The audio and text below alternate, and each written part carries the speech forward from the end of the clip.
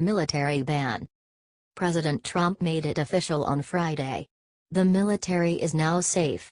On Friday, the president signed a presidential memo that directed that the Department of Defense to stop accepting transgender people who are trying to enroll in the U.S. Armed Forces.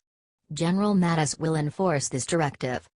The memo details Trump's previous Twitter announcement last month that he would re-implement a ban on transgender people serving in the U.S. military, and officially requests the Pentagon begin to implement the ban. Advertisement. This will strengthen the military in two ways. It makes sure that everyone in the possibly affected units is safe as well as the potential enlisted transgender individuals. Also, it saves the military some money. Granted, it's not the biggest amount of money ever recorded, but it certainly makes sense. Trump's memo bars transgender people from enlisting, but instructs Secretary of Defense James Mattis to further explore how to handle transgender people currently serving in the armed forces. This is a good thing for everyone. Transgender people tend to be mentally ill and have a very high suicide rate. That is not something someone needs in his or her battalion while on the front lines in a war. Advertisement. War is stressful enough without people who already have mental issues and serious confusion on the brain. This takes into account the safety of the unit and the mental health of the transgender individual. The memo also orders the Pentagon to stop paying for gender reassignment surgeries, except in cases that are already in progress. It also requests that the Pentagon develop an implementation plan for the ban by March 23, 2018. The U.S. government should have never been paying for these surgeries anyway. It's nearly impossible to get essential surgery while in the military, but these reassignment surgeries were easy to come by. Trump is fixing years of Obama's mess one step at a time. General Mattis is a great man to carry this out. Fixing the military is of utmost importance. What do you think of President Trump doing this great thing?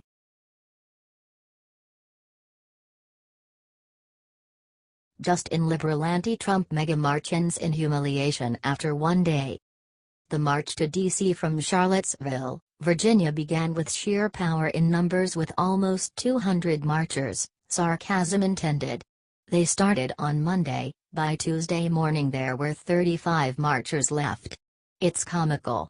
This is a mega march. Over 200 people came together today to take a stand against bigotry and hate, march organizers said on Twitter. We're marching from Asheville to D.C. Join us, gville2dc.us. The overnight train stopped all by 35 marchers from continuing their march. This was despite a weak pep-talking and police who were escorting the group from Emancipation Park downtown Sunday. We have started the day. The group tweeted shortly after 10 a.m., we have about 35 folks marching against white supremacy. Despite the vicious falling in population, the group still called it a victory. Decrease in numbers, the group still declared a victory, saying not rain nor sleet nor snow nor hail will stop us from marching from Asheville to D.C. The march was supposedly a direct response to the Unite the Right rally that was put together by a former Obama confidant posing as a white supremacist. This is where the Charlottesville violence occurred and a white supremacist drove into a crowd. It killed one person and injured 19 others. This is the time to confront white supremacy in our government and throughout our history, the group says on its website about the march.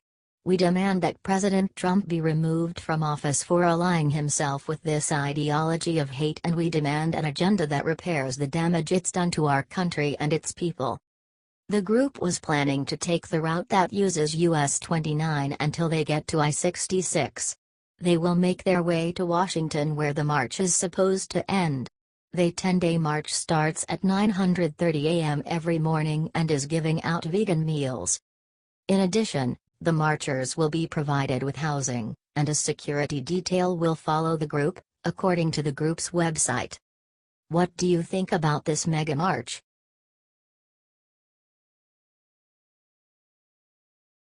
Leading Dem Adam Schiff introduces bill that will literally put Trump's life in danger. Representative Adam Schiff is yet another obstructionist who is doing his best to stop President Trump. His latest effort is ridiculous. He has put forth a new amendment that would stop the Secret Service from spending any funding at business entities owned by Trump's sons or his immediate family. The most ridiculous amendment we have heard from the left in almost a week is directed to the Department of the Interior, Environment, and Related Agencies Appropriations Act and would stop the agency's funding to be used to purchase, rent, or otherwise acquire goods or services, including hotel rooms, office space, or golf carts. Advertisement. What the hell is wrong with Adam Schiff? Does he really not have anything better to do? Is there nothing else that would serve his constituents better? The immense honor and responsibility of serving as President of the United States should never be exploited for profit or personal gain, Schiff said in a statement. That the Trump Organization is profiting off the Secret Service is an abuse of taxpayer money and an improper method of enrichment. The amendment was introduced as part of the upcoming spending package. The House will be evaluating this package after their comeback from another undeserved vacation. Advertisement. In an interview with USA Today earlier this month, the head of the Secret Service said 1,000 agents had already reached their federal salary caps and overtime payments for the year. They seem to forget the $20 million in overtime last year. This isn't a new issue. Why pin this on Trump? This problem has been going on for a long time. The president has a large family, and our responsibility is required in law, Secret Service Director Randolph Ailes told the newspaper. I can't change that. I have no flexibility. What is Adam Schiff thinking? What do you think about this?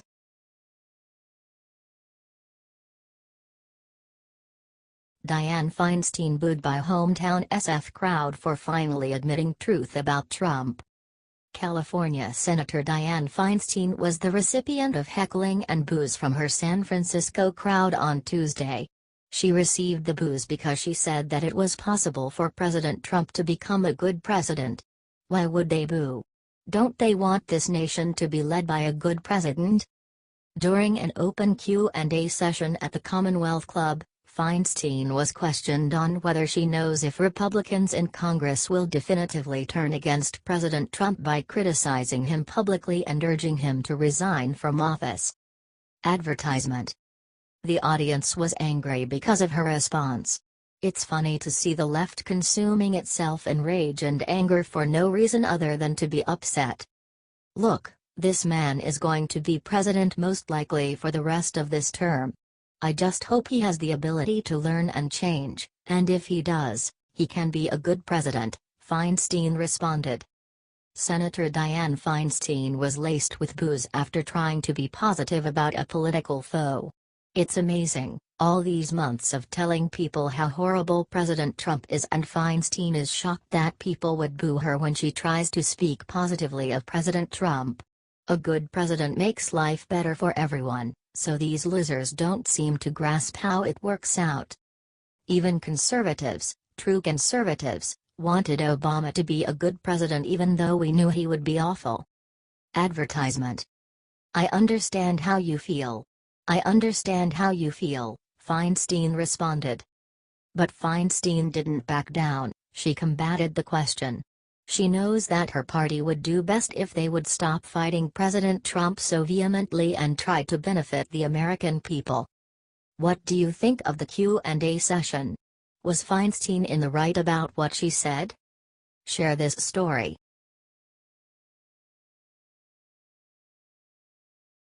While America focused on Harvey, Trump quietly released some major economic news.